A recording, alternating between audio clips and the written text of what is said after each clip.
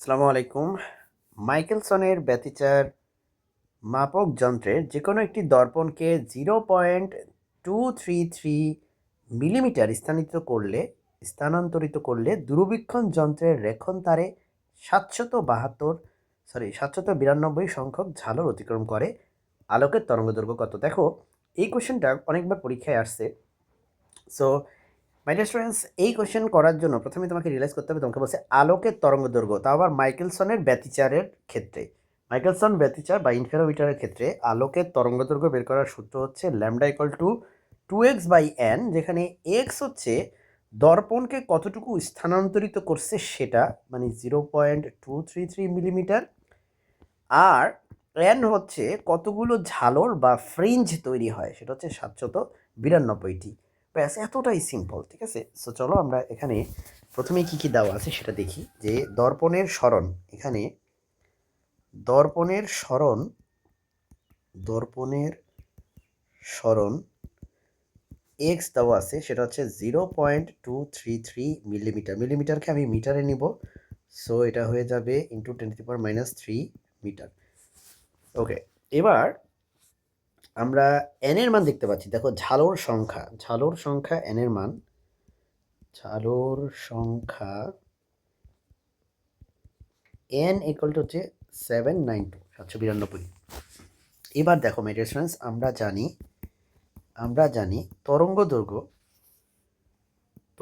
দৈর্ঘ্য মাইকেলসন ইন্টারোমিটারে তরঙ্গদৈর্ঘ্য lambda equal to হচ্ছে 2x/n, যেখানে এক্স এর মান তুমি বসিয়ে দাও 0.233 ইন্টু 10⁻³ আর এন এর মানও তুমি বসিয়ে দাও 792।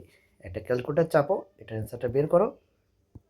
দেখো, এন এর কোনো একক নাই, কিন্তু এক্স এর একক আছে মিলিমিটার, সরি মিটার, এখানে মিটার আছে, সো আমার ল্যামডাটাও মিটারে বের হবে।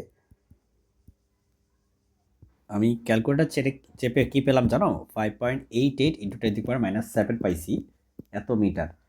তো এটাকে এভাবে রেখে দিতে পারো, তাহলে কিন্তু তোমার অ্যান্সার হয়ে যাবে। কিন্তু তুমি যদি চাও তাহলে তুমি অ্যাংস্ট্রমও নিতে পারো। ঠিক আছে, অ্যাংস্ট্রম এককে নিতে পারো। তো অ্যাংস্ট্রম এককে নিতে হইলে এটাকে 1000 দিয়ে গুণ করতে হবে।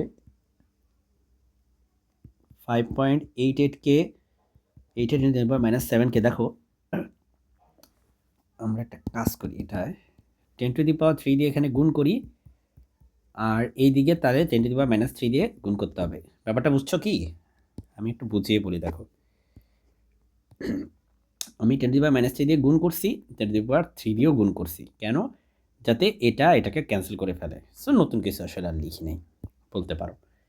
এখন ডিয়ার স্টুডেন্টস, এখান থেকে তুমি লিখতে পারো, দেখো এটার সাথে যদি এটাকে গুণ করো, এটা হয়ে যাবে 5880, আর এটার সাথে এটাকে গুণ করলে এটা হয়ে যাবে 10⁻⁻10, কারণ 7 আর 3 যোগ করলে হবে হচ্ছে 10।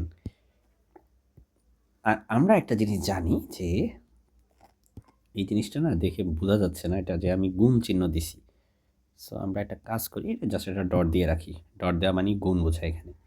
আচ্ছা, তোমাদের সেটাতেও কনফিউজ হইতে পারো, সো গুণ চিহ্ন দিলাম 5880। আর দেখো 10⁻⁻10 মানে কি? আমরা জানি 10⁻⁻10 মানে হচ্ছে অ্যাংস্ট্রম।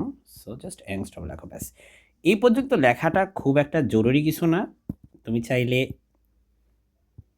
এখানেও স্টপ হয়ে যেতে পারতা। ঠিক আছে,